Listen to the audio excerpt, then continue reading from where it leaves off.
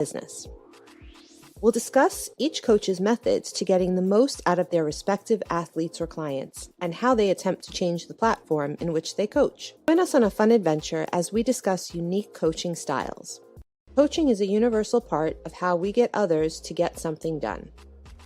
Join your host, Rafael, and his guests on this unique journey in coaching. Hi, I'm Sifu Rafael, and this is the Coaching Call Podcast. If you enjoy this episode, please subscribe and leave a review. This episode was made possible by listeners like you. Dr. Angelo, and I know you don't necessarily want to be called doctor, but we're going to get to that part, right? Okay, good sure. morning, and thank you so much. I'm excited. You were on one of my other shows, and I'm excited for today because today is a little different.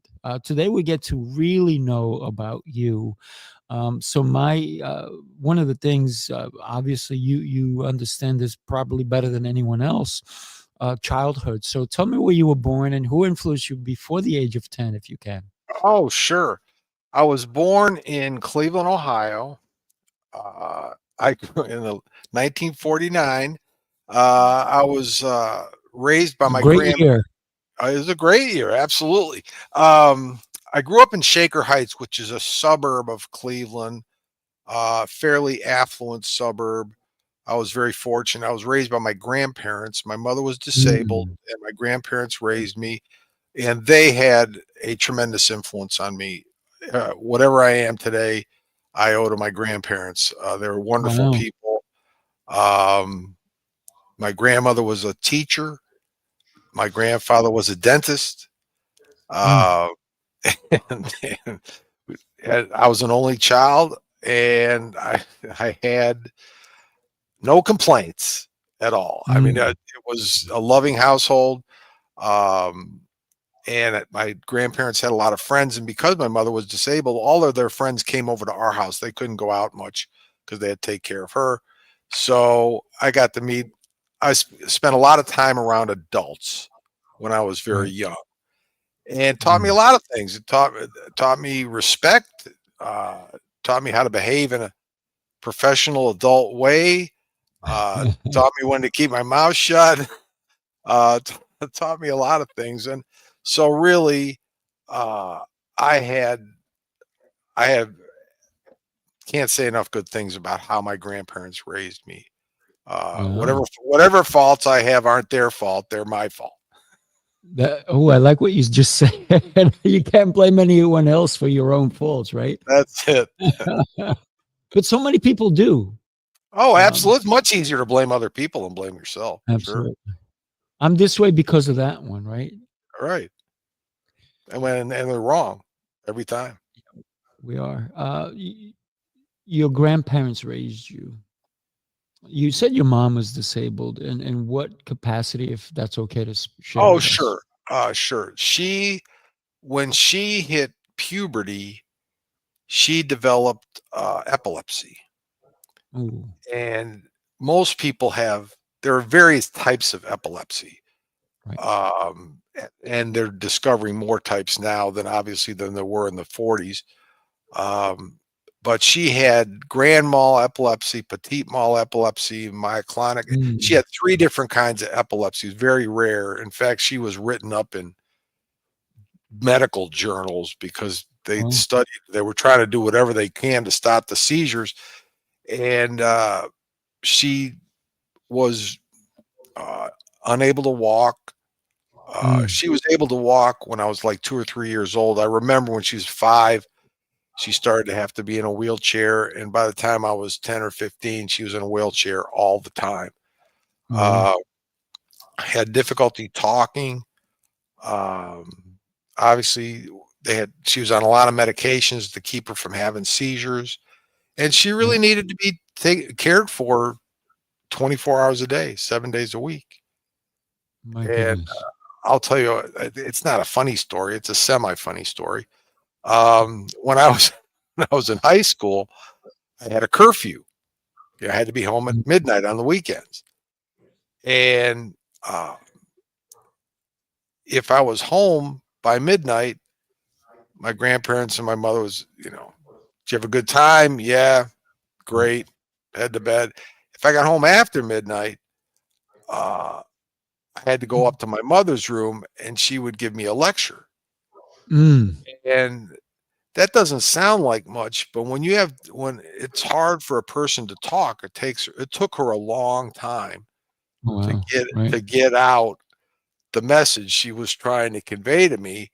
So a 5-minute lecture might be a 30-minute lecture. Mm. And so I figured out pretty quickly it's much easier to get home before midnight, and Yeah. I didn't get the lecture. so I was pretty responsible as a teenager compared to some other people. Not that I didn't have my moments, I did, but Of course, of course. But you also spared her in a way. You found a way to spare both of you. right, I did. Yes, yes. What did that do for you with your mom in such a condition that you couldn't do anything for her? The doctors were um, trying everything and nothing was working. What did that do for you emotionally? Well, what it really did for me is it made me want to do whatever I could to make her proud of me, because Hmm. that was all she had, right? Right. Um, so I was fortunate. I was good in athletics. I excelled in 2 sports. Academically, I did okay. I wasn't the smartest kid, but I managed to do okay. Right. Uh, so the worst thing in my mind at that time, and really today too, but at that time, I didn't want to do anything to disappoint my family. And the worst thing that I could hear coming out of their mouth was, "I'm disappointed in you." Ooh, right. Yeah. I Yeah. mean, I'd rather Yeah. get hit with Italians don't use belts. We use wooden spoons if you want to That's right. give somebody a spanking. So I'd rather get hit with the wooden spoon than hear you, "I'm disappointed in you." Mm. Because the spanking heals after a little while, but the disappointment, it takes a while to get over that. So I Yeah. try to do whatever I could not to disappoint my grandparents or my mom. Well, there you go. The spoon was always better than the words, right? The Yes. feeling. Yes. When we and you said Italians, we don't use belts, we use spoons. That's kind of funny. Yeah, well, that's true. The wooden spoon, get Yeah. out the wooden spoon. It's on the, and this was not a small wooden spoon either. No, This no. was this Well, you was a gotta make wooden the spoon. pasta. You gotta make This the is a sauce, wooden right? spoon about this big, and it was heavy too. That's an industrial grade wooden spoon. Oh, I know it. I know it. And I'm Colombian. Would you believe it? I believe So it. Sure. consider you growing up. You see your mom, going through all the things that she's going through, and you acknowledge your grandparents. They're taking care of two. They're taking care of her, and they're taking care of you. Yes. What would you say was one of your biggest takeaways after you moved out of that household? After I moved out of the household, uh, I saw my grandparents just continue to do what they'd been doing. They did Mm, make they did do a couple little things different. They bought a house in Florida where they spent the winter. right. And after I went off to college, and it was I watched it. It was hard getting my mother from Cleveland on the airplane to Florida, and I watched them do it. And one of the things I would do for them is they'd fly down to Florida, and I'd take their car and Mm, I'd drive it down to Florida for them so they'd have it for the right, right. winter. Um, and on one of those trips, I had to drive through Georgia. You drive through Atlanta, Right. so I drove through Georgia and kind of thought Georgia was a neat place. And then when it came time to go to graduate school, I applied to the University of Georgia. I applied some other places too, but just because I thought Georgia looked nice and people seemed to be Right. nice while I was driving down to Florida with their car, that I ended up going to Georgia to graduate school. And Wow, look at that. yeah, but I watched them try to live as normal life as they could. They were great. They made friends very easily. They were great people, and my mother ended up having to enjoy in Florida because she could spend a lot more time outside. Cleveland is not the kind of place you want to spend a lot of time outside most of the time. So she made a lot of friends, and they really enjoyed their time down in Florida. And I tried to go down and visit them as much as I could. But I just saw them trying to live the best life they could, given the cards that they were dealt. Yeah. So you decided to go to Georgia. What was your deciding factor in the career that you currently have had? And it's been a great career. What was the deciding factor for you to even choose such a career? And then we'll Well, get into what your career is. sure. Well, I went to college with the idea of being a dentist. My grandfather was a dentist. My father, who left when I was 5 years old, but he was a dentist too. So really, dentist, that's all I knew. I didn't know anything about business. And when I went out to college, I went to Case Western Reserve in Cleveland with the idea of being a dentist. And all the classes I was taking, biology, chemistry, physics, I was not enjoying those classes very much. And I took Psych 101 as an elective, and I enjoyed it. So I said, well, okay, I'll take Psych 102, see what that's like. And I enjoyed that class. And then I said, well, maybe I'll be a Psych minor, because you had to pick a minor back. I was going to be pre-dent with my major. So Psych 201 was taught by a gentleman, George Albee was his name. And at the time, he was president of the American Psychological Association, which didn't mean anything to me at the time, but he was a big deal in psychology. And his class blew me away. He was a fabulous lecturer. It was really interesting. And I fell in love with psychology at that point. So I said, I had to go home and tell my grandparents, I don't want to be a dentist. I want to be a psychologist. And to their credit, they said, well, whatever makes you happy, just do it. Just be the best you can be. Just do it. So I majored in psychology. And in 1971, Vietnam War was still going on. I was fortunate enough. I had a high draft lottery number. I didn't get drafted. I tell people at the time, they didn't ask me and I didn't volunteer. So, I guess I couldn't be called a draft dodger because they didn't call my number, but I was really happy they didn't call my number because it allowed me to go to graduate school. And about the only thing you could do with an undergraduate degree in psychology is to go to graduate school. So that's what I did. My goal was to be a college professor. So my first goal when I got to graduate school was to get out as fast as I could with a PhD. And I set a goal of 4 years, and I didn't know how ridiculous that was when I said it. It's hard to do in 4 years, but I was very single-minded. I was married. By the time I was in my 3rd year of graduate school, I had a son. So I was highly motivated to get out of graduate school. And I did. I got my PhD in 4 years and started my teaching career at Oklahoma City University. It was my first job. So I moved from Athens, Georgia to Oklahoma City and started teaching psychology at Oklahoma City University. And after 1 year, the dean, for some unknown reason, decided he'd like me to be the chairman of the psychology department, which came as a shock to me, but it came as a bigger shock to the current chair of the psychology department, who was the guy that hired me.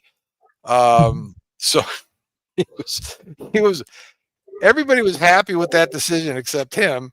Of course. So all of a sudden he was working for me.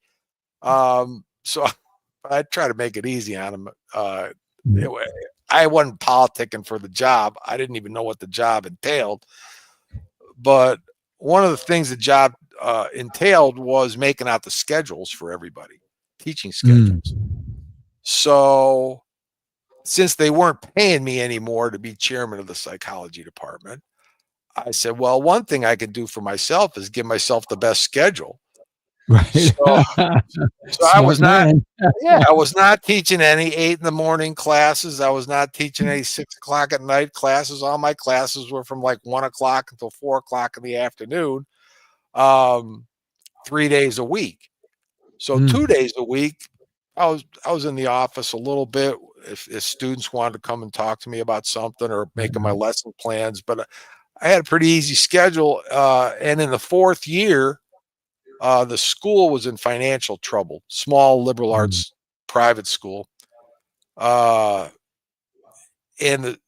they were going to have to cut 20% of the faculty. And I'm sitting in on these meetings, and I was the third person in a 3-person department. Even though I was the chairman, I was the last person hired. Right. So I figured there was a very good chance I was going to get laid off. Well, not fired, but laid off. But they had a thing in the faculty handbook where if they don't tell you by a certain date that your contract's not going to be renewed, they have to pay you for the next year. So a light went on, and I said, well, I get paid for a year, and it give me a year to look for something else to do, right? So I decided I wasn't going to teach anymore. The only thing I liked about the academic environment was the classroom. I loved communicating with the students. I loved teaching. I didn't like all the administrative nonsense that went along with it. So I sent some resumes out, and I joined a consulting firm, an international consulting firm, RHR International, great firm, great people. And they were opening up an office in Memphis. And I was fortunate enough to get the job. So I moved from Oklahoma City to Memphis to learn how to consult with businesses. And this was a big change for me because I was used to wearing jeans and a t-shirt to teach. And I had to buy like 3 suits. I didn't own a suit. I didn't need a suit. So I bought some suits. I had to learn. I dress up. They asked me to shave my beard because businesses at the time didn't like people with facial hair. And now everybody's got facial hair almost now. Not you, but almost everybody else. But so they taught me how to work with businesses. And I really enjoyed it. I love working with business people because business people will make a decision. Business people will they'll try something. If what they're doing is not working, they're willing to try something else. If you're doing individual counseling with people or therapy, whatever, a lot of times you know what they need to do. And you can communicate what they need to do, but you can't get them to do it. Right. Which makes progress difficult. But businesses, they'll try stuff. They'll make a decision. They want your advice. They're paying good money for your advice, and they'll try it. And if it doesn't work, they'll try something else. So I really fell in love with working with business people. So I did that for 2.5 years. And I developed a client relationship here in Nashville with a gentleman named Bill Cochran. He's passed away now, but he was a big influence on my life. And after working with him for a few months, he encouraged me to move to Nashville, set up my own shop. So in 1982, I set up my own consulting business, the Company Psychologist, here in Nashville. And I've been doing it ever since. Love it. Love it. Yeah. Love it. That's my journey, my professional journey anyway. So you got your doctorate and you thought teaching was your jam, right? Yes. But like life threw curveballs at you and Yes. ideas changed. And you've been helping people all along, just in different Yes. differently than what you thought you were going to be helping Yes. people in, right? Right. What's your biggest takeaway from college and even getting your doctorate? I guess my biggest takeaway is just to be persistent. Mm. If you've got a goal, you just got to pursue it with everything you've got. I mean, like I said, when I got to graduate school, my goal was to get out of graduate school as fast as possible. So I had to figure out how can I do that?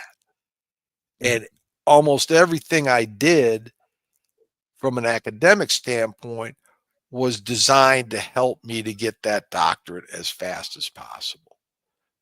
And I wasn't going to let anything distract me. And Right. so, in college, I learned this after getting a 1.6 my first semester, which was not too good. Ooh. My folks were a little shocked. Got 3 C's and a D. That was never got a D in my life before or since. Right. But there were a lot of distractions. You go off to college, there's always somebody around Mhm. who wants to Right. do something else besides study, Right. right? And it was my first time away from home. Um, and the first time I didn't have the kind of structure that I had in high school. Uh, Mm. and I had to kind of redevelop that, find my own system for managing my time, learning how to say no, uh, Mm. learning how to balance. I played 2 sports in college and I was in a fraternity. So there was a lot that I found that I work better when there's things that I absolutely have to do. Right. Right. So Mhm. That makes sense. when you're playing 2 sports, you got to show up to practice and Mhm. you've got to prepare. You got to study the play. I was the quarterback, so I had to study the playbook. Mm. And then I had to go to my either my dormitory room or later on my apartment and study my academic stuff. So it really taught me self-discipline. It taught me how to structure my time. Taught me what things were important, what things weren't important, and try not, and on the weekends you could have a little bit of fun. We managed. I was in a fraternity in the '60s. Mm. If you saw the movie A lot Animal of House, fun. you can get a pretty good idea of what my fraternity was like. Um, Oh, so I had a lot of fun, but I managed to uh, discipline myself enough where I could get out again in 4 years, which is much more yeah. common then than it is now. Getting out of Right. college in 4 years, yeah, you could do it back then. I think that colleges make it difficult now. Well, Angela, one of the things that a lot of people do, to get an average like you had, they're like, "Oh, college is not for me," and they leave, right? And so many people have done that. But Right. you talked about persistence, right? You said, "Wait a minute, I can do better." But it Oh, came yeah. down to you, right? Oh, absolutely. I mean, there's nobody first of all, there was nobody in that first semester who was out drinking with his buddies instead of studying except me. I mean, nobody held a gun to my head and said, you got to go out Right. drinking. It was all his decisions, bad decisions that I made.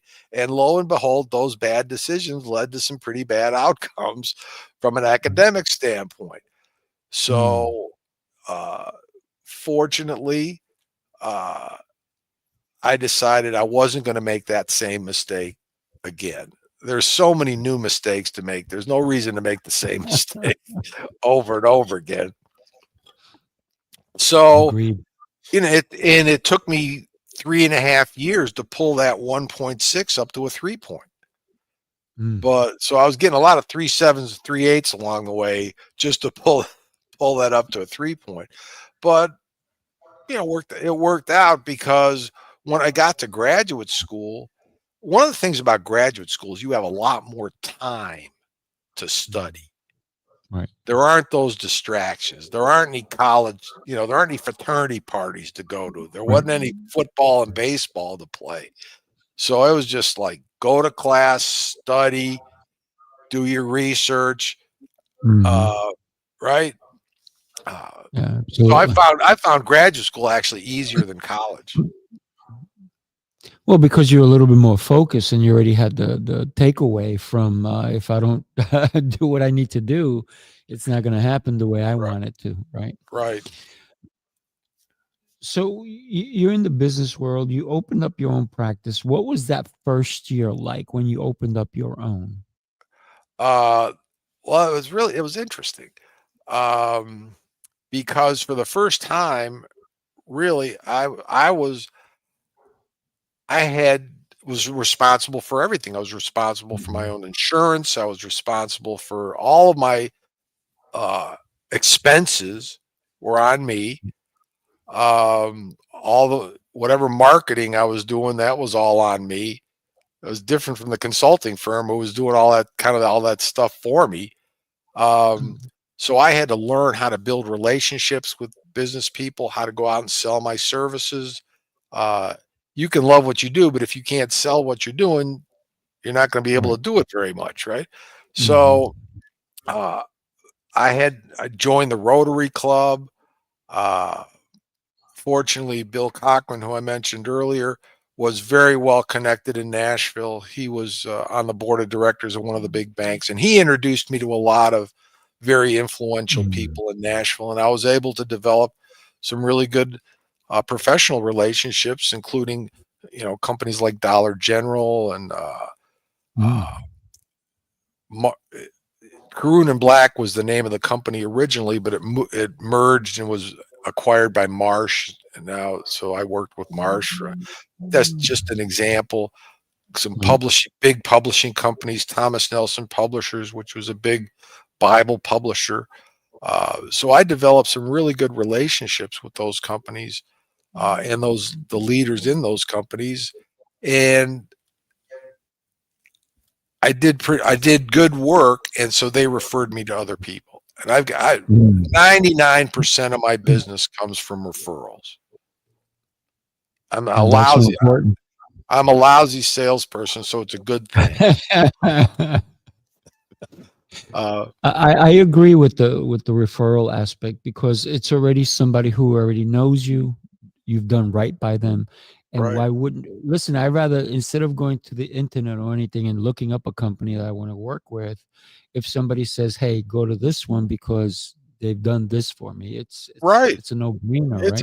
It is a no-brainer. And you're going in with a warm lead. You've already got credibility because you've done something good for somebody that they know. Right. And yeah, it makes it easier and better because they also already know what you do. Because the Yeah. person that made the referral said he does this and this and this for me. They say, "Oh yeah, Mhm. we need some of that." Yeah, And exactly. yeah, No, that's awesome.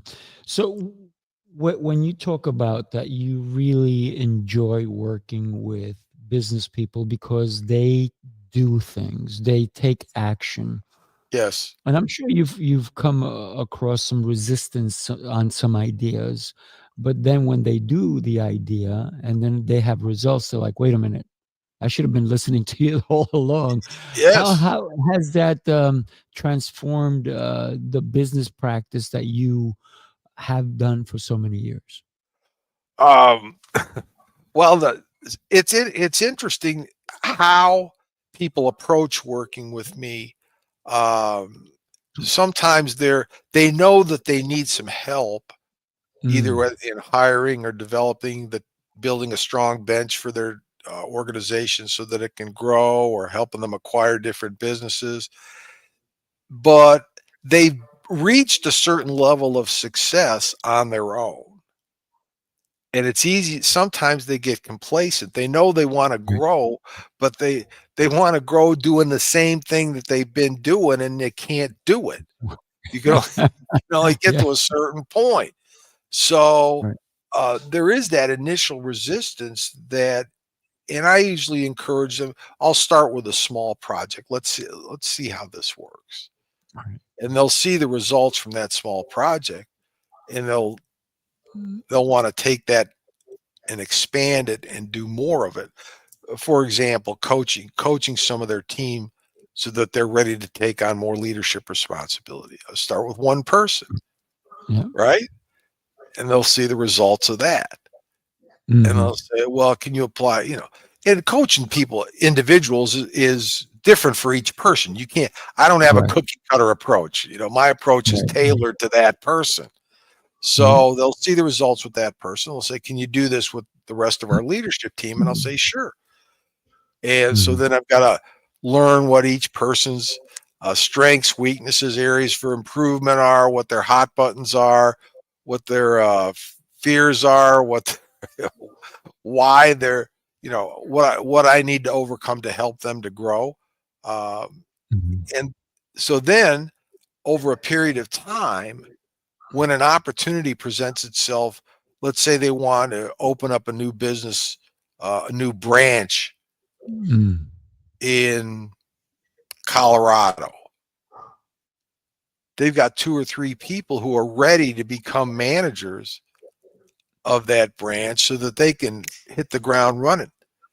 They can open it quickly, and those people know how to staff it, how to grow it, all the things you need to run a successful branch because they've been prepared in advance. And so many businesses don't grow as quickly or as big as they'd like to be is because they're not prepared for growth. They haven't developed a good, strong bench of people who are ready to take on more responsibility. So then the opportunity comes and they're in panic mode because they don't know what to do because they haven't prepared in advance. There's been so many people who open up another location and they're like, yeah, we'll just throw Joe and Mary in there and Sue. And these people were not prepared. And then all of a sudden that particular facility closes down not long after. And it's because of what you just talked about, being prepared, having people thinking ahead, right? I think that's where true leadership really comes in. It's about the thought process of how do we go from here and what do we have to do in order for our tomorrows to be that much better, right? But not everybody thinks that way, unfortunately. No, they don't. And one of the worst things that businesses do is they'll promote somebody who is not ready and maybe doesn't even want the job. Right.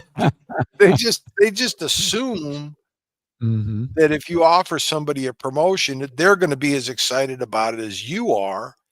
And some people are just happier doing what they're doing. They're very good at it. They make a nice living at it. They can support their family. They're a benefit to the company.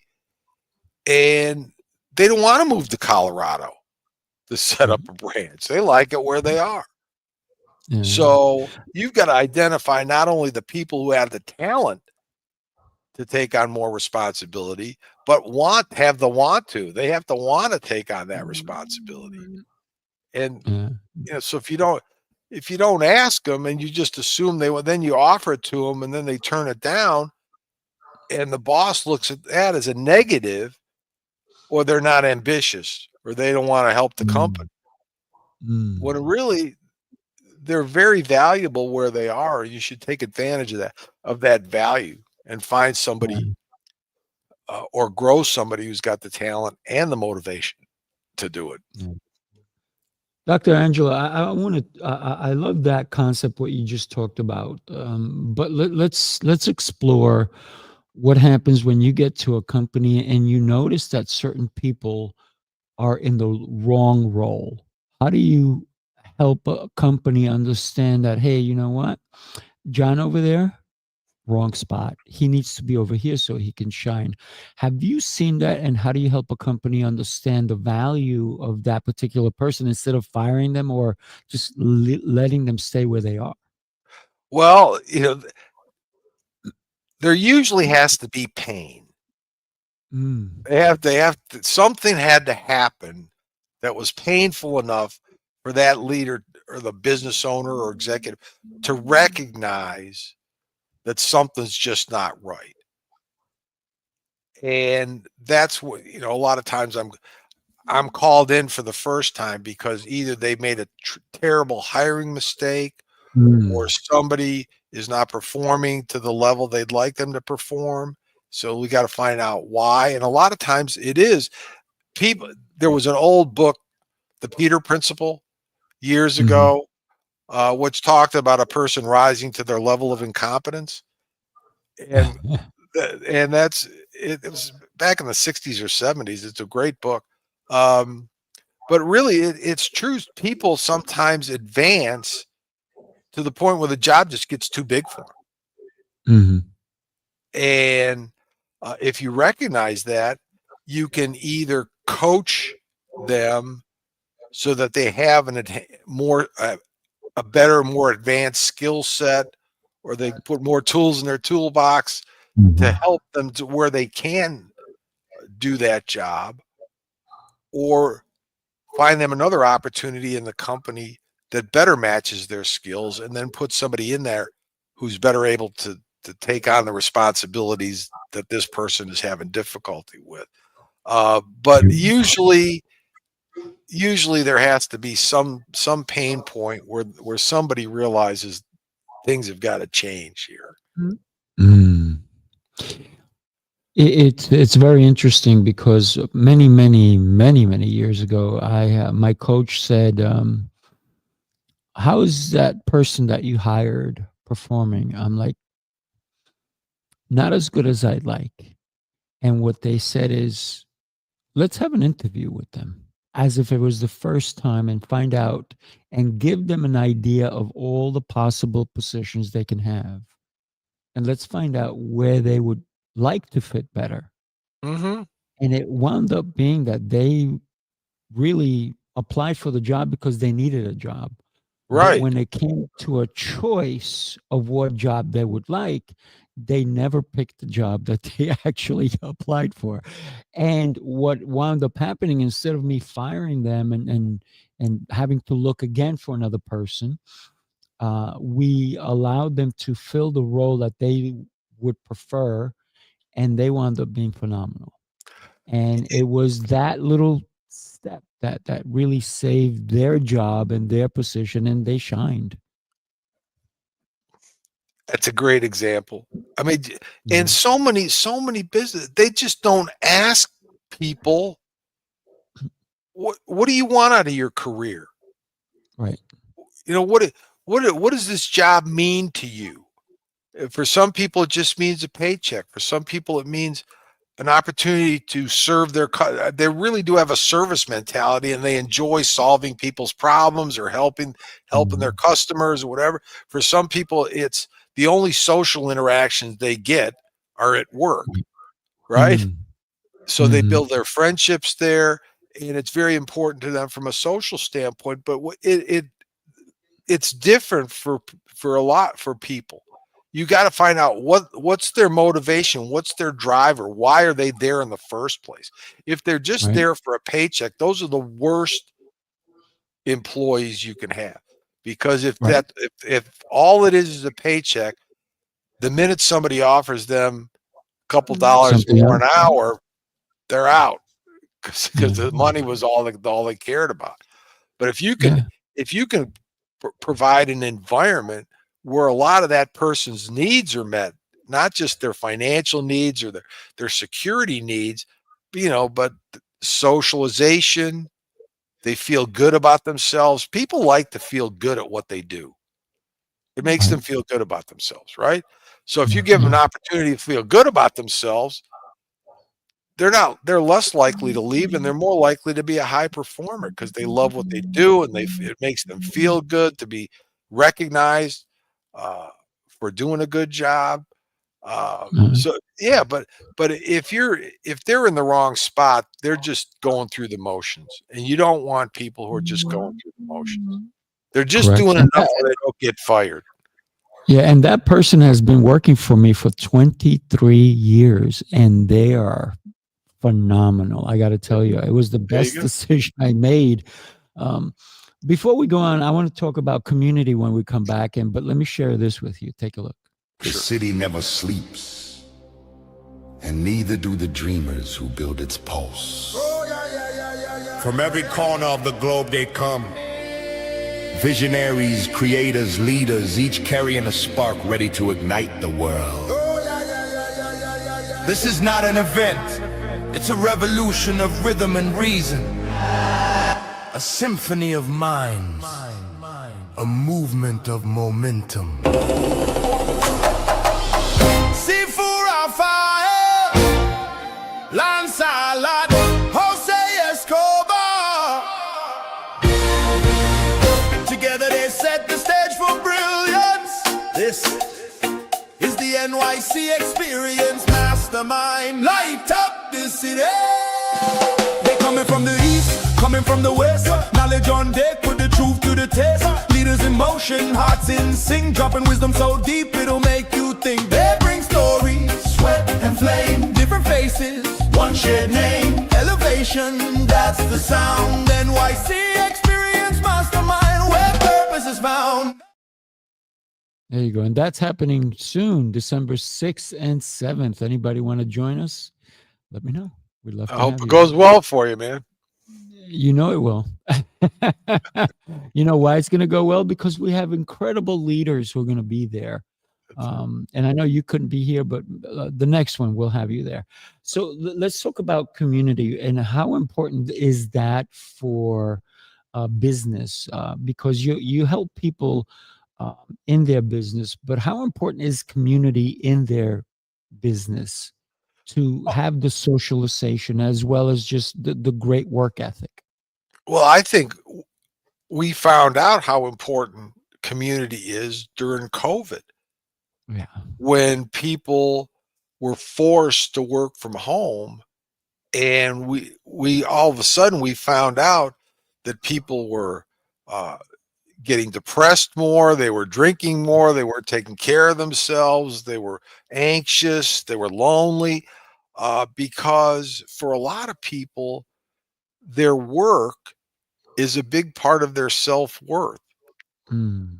right? It's important to them to be good at their job and to be recognized at being good at their job.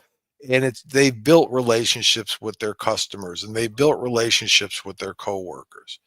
And those become a big part of their life. Mhm. And when you take that away from them, suddenly, like COVID was like, wow. I mean, it That happened was really, sudden. really fast. Then we found out that how important that was and how much people missed it. And, some people didn't miss it. They'd prefer to work from home. But Right. but they also, those people Mm. learned a tough lesson in that working from home can be career limiting, because Yes. out of Yes. sight, out of mind. And Mm. some people wondered why they weren't advancing in their career, is they weren't getting those informal meetings or that feedback or the opportunities that come just from being in an office environment when there's a lot of people making a lot of things happen. You find out about things. So if I would encourage anybody, if you want to advance in your career, don't think you're going to do it by working from home. Yeah. Yeah. Yeah. It's also lonely. I mean, you don't have collaboration Right. necessarily. I mean, you can do collaboration online, but it's not the same as No, getting deeper feedback, right? it's the informal communication that's more right. valuable than the formal communication. Not much gets accomplished in meetings. I mean, some things get accomplished, but it's those, hey, can I talk to you for a second? Or, hey, Mhm. we're going out to dinner after work. Why don't you join us? We're going to talk about the Apex account. And you'll learn stuff about the Apex account that you're not going to learn in meetings. Right. So it's that kind of thing. And it also gives you a chance to show initiative, show enthusiasm, asking good questions, just being around. If somebody needs help with something, you're there to help. Mhm. There's a lot of benefits to that informal network that every organization has. Yeah. So it's not necessarily just being at a desk, but it's also communicating with others and even outside of the office, right? Oh, yes. Um, even picnics, parties, events, right? Golf outings. Yeah. Golf outings. Yeah, yeah. This is why we started the New York City experience, because there's so much online, so many summits and so forth, and everyone is doing it, from Tony Robbins to everybody. Right. So when we created New York City experience, we said we want to bring leaders into the space so that they can communicate with others and share ideas and even do collaborations, because I think great business is when we can collaborate with someone else and new ideas spark as well, right? Right. Absolutely. And there's nothing like being live with other people. Yeah. I mean, I agree with that. You just don't get the same vibe. Like if we were in a studio together right now Be different. live, it would be different than what this is now. I mean, this is good, but it would Right. just be different. And Agreed. there's something about it. There's the energy feels different. It's more intense when you're live with another person than Oh, or with a group of people than when you're just by yourself. there's no doubt. So when you work with companies, are you still doing it, or is that something that you used to do? Talk Oh, to us about your oh no. current situation, young man. I'm still I'm still I love what I do. And I've been doing it for 43 years Oof, on my own congratulations. on my own. Which when I say it, it sounds wow, that is a long, but it's But it seems like you started yesterday, right? it's gone fast. I mean, what's really cool is you walk around Nashville and every once in a while I'll run into somebody that I interviewed 30 years ago. Mm, And they'll say, "Oh yeah, Doc, I remember you. We had this conversation, and what are you up to now?" Okay, mm, so I love what I do. Uh, I'm good at it, which really makes me feel good about myself. Um, and I don't know what I would do if I wasn't doing what I'm doing. I mean, I don't. yeah. Um, so I'm just as excited about it today as I was the first day I started my business. I'm more selective in who I Mhm. work with now. Um, but I tell people all the time and it's a common question when you get to be my age, you get this question all the time. If somebody hadn't seen you in a while, they say, "Are you still working?" And I tell them, "Listen, my retirement party and my funeral are going to be on the same day." So yeah, Boom. yes. You and me both, man. We love it. Yeah, I, By the way, yeah, I wanna invite you to my 100th birthday party, just so you know. terrific. So I'll be like We're gonna have 112 fun. or something at the time, We're gonna have 115. fun. Yeah, yeah. That's good. Just wheel in Angelo. He'll be there. No, no, you're gonna come. We're gonna be dancing and partying and moving, and Beautiful. um, I'll be because there. you're very vibrant. You're still going, and I love what you just said, that the day I retire is the day I die, right? Yeah. Because retirement that means you were tired to begin with, right? Yeah. That's how I see it. I'm not Well, you know tired. what's really interesting is I play a lot of golf and I'm a member of the club and a lot of the Mm, guys my age are retired. Okay. So I like to go there and have breakfast in the morning before I have my appointments. And one of them will walk by and say, "You playing golf today?" I said, "Nope, I got appointments today." And I've had more than one, less than 20, but more than one say, "Man, I wish somebody would hire me." Because right? Because they were mm, forced to retire when they hit a certain age, mm. and they don't have the kind of skill set where they could set up their own shop or do consulting or whatever. So I've seen too many people when they retire, they start to go downhill. They dip. Uh, They dip. yeah, they do. And health wise or cognitively, one of the great things about what I do is it forces me to keep my mind sharp. I mean, I'm Mhm. thinking about stuff all the time. Ooh, I You love know, it. I'm helping businesses. I'm solving problems. I'm trying to come up with creative solutions, and it keeps me in the game, it keeps me active, and uh, I just can't imagine not doing it. Like I said, Well, one of the things that I think, and it makes a lot of sense. You said everybody's declining once they retire. It's because maybe they don't feel the self-worth anymore. They're not providing. They're not doing things, and everybody's like, "Oh, you should retire." So they're listening to the wrong people instead of listening to themselves. Because I was sitting with somebody who had just retired, and he was always on the go, always on the go, always on the go.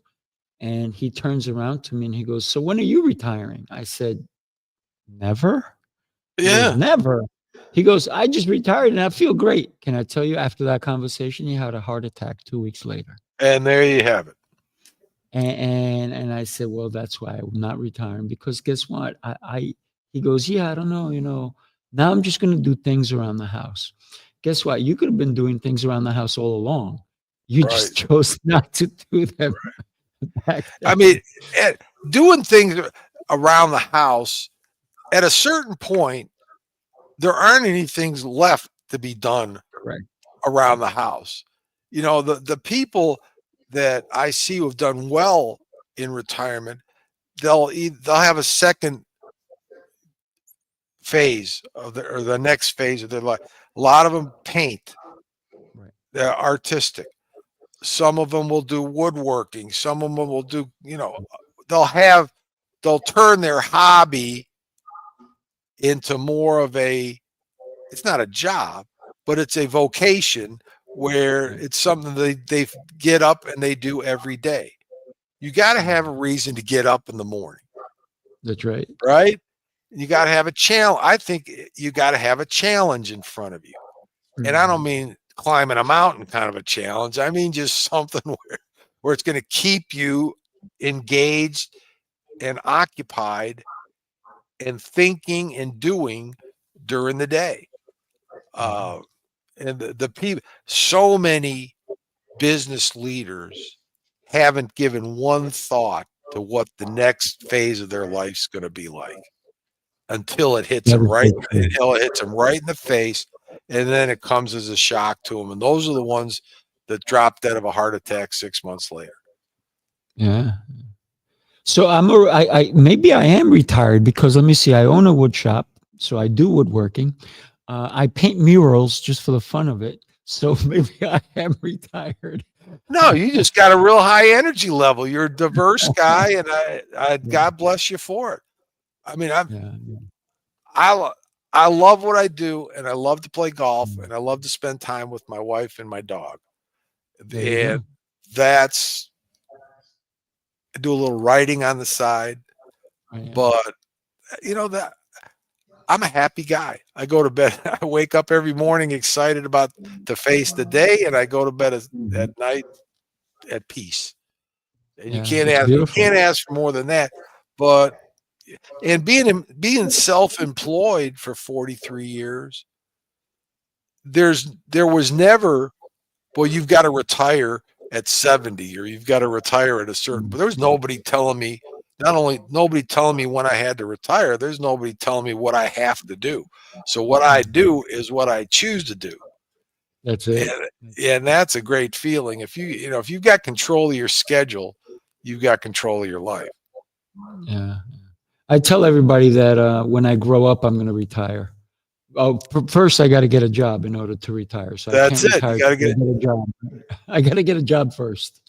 well, growing old is mandatory. Growing up is optional. There you go. So I don't think I'm gonna.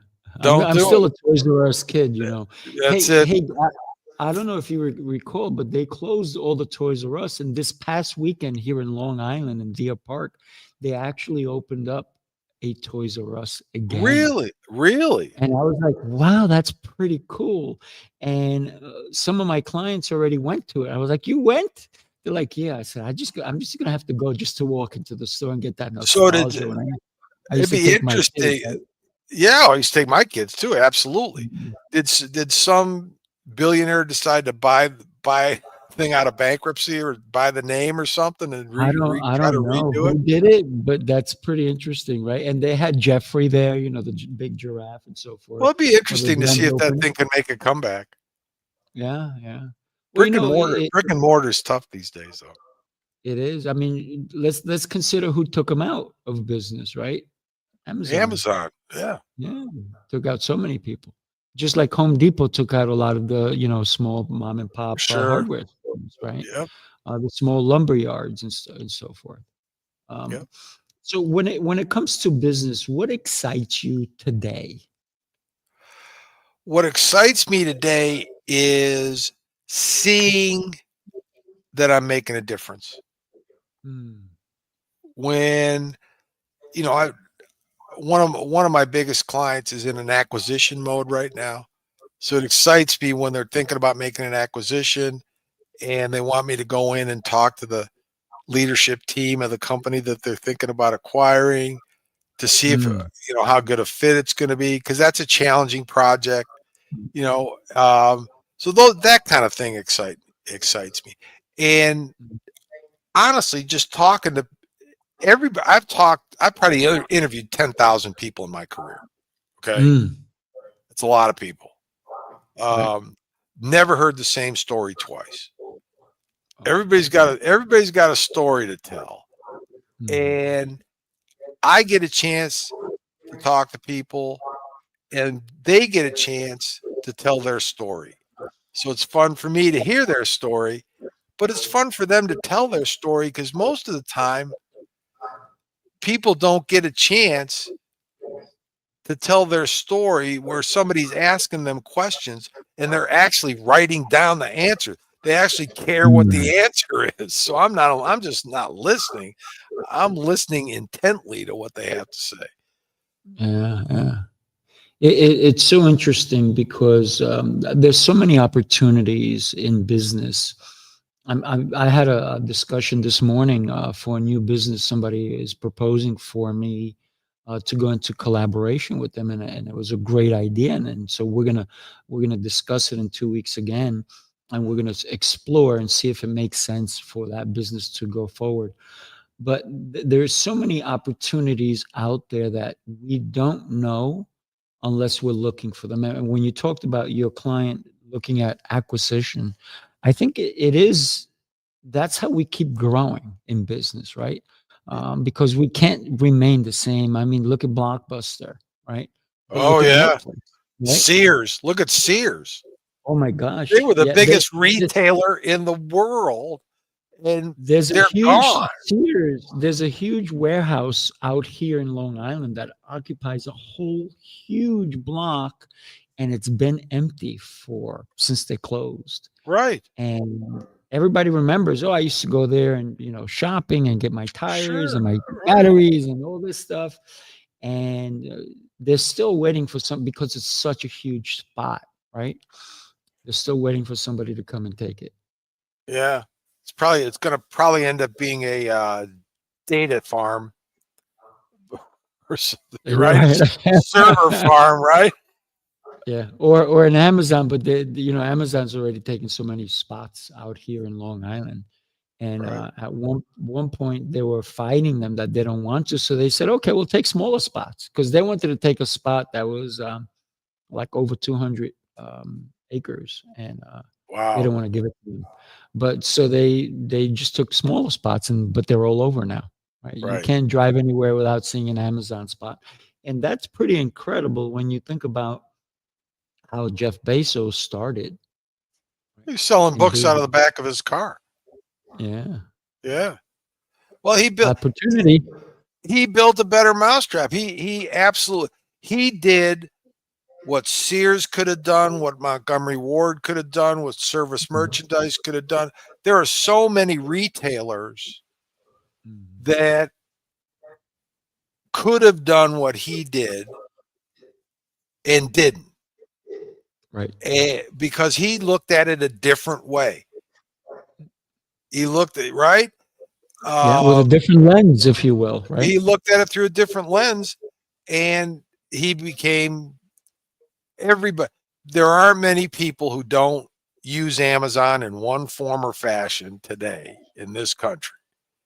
Yeah. And I was just at a family's house the other day. We were celebrating somebody who passed, and it was 6:30 at night, and they got a delivery of 2 oh, boxes, sure. and Oh, I was yeah. like, "Oh my gosh!" I'm Yeah.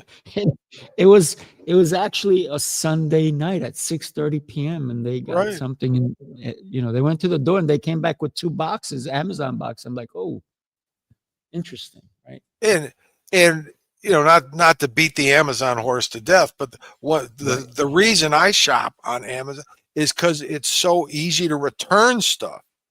And I mean, if convenient, right? something doesn't fit or you decide you don't need it or whatever, if you try to go to a regular store, a brick and mortar store, to try to return something, it's a You gotta fill nightmare. out It's a paperwork. nightmare experience because the people in the return department, they don't want to be there. They're not, Mhm. that was the job that they took just because they needed a job. They don't want to be there. They don't want to help you. They're pissed off. And Mhm. you know, I've got a Whole Foods a mile from my house. I can take whatever it is I bought on Amazon, drop it off at a Whole Foods, and it takes 5 seconds. Thank you very much. Goodbye. I don't have to box it up or anything. They made the return experience as easy as the Easy. shopping experience, Right. which is hard to do. It is hard to do. I mean, if anybody wanted to compete with Amazon right now, oof, the infrastructure they would have to build would be phenomenal. It would be Right. crazy. Right. Dr. Angelo, oh my goodness, you and I know I can feel it that we can talk for hours upon hours about all different types of things of business. And uh, I just want to say thank you for taking the time. I know how valuable your time is, and that's the one thing, that's the biggest commodity that we all have, that we should all take seriously. So thank you for taking the time to be here with me today. Well, thank you for having me. It was fun talking to you last time. It's fun talking to you this time. It'll be fun talking to you the next time. I can't wait to talk with you again. This is Yes, fun. let's do it. We So will. before we go, we give everybody 45 seconds why they should go to your website right now. All right. It's AngeloValenti.com. It's AngeloValenti.com. You can go to my website. You can pick up my book. You're making this way too hard. Find your easy way to enjoy life. It's right there. You Great can book. pick up my course, Enjoy Life the Easy Way, 8 modules, which is basically 8 coaching sessions with me for less than half the cost of one coaching session with me. You can learn a little bit more about me. If you want to go to my other website, the Company Psychologist.com, tells you all about my consulting activities. And most importantly, if you want to book a free discovery call, you can go to www.reachangelo.com and book a 30-minute call. Find out if it makes sense for us to work together. Love it. Love it. Make sure you do that, people. Make sure you do that, because I got to tell you, he has 43 years of experience that you need to hear. So thank you, Dr. Angelo. Really appreciate you. Everybody, do me a favor. Share this show with somebody who needs to hear what we spoke about. And if you watch this on the replay, hit hashtag replay and even ask questions later on. I'm sure I'll share them with Dr. Angelo and he'll be happy to answer them.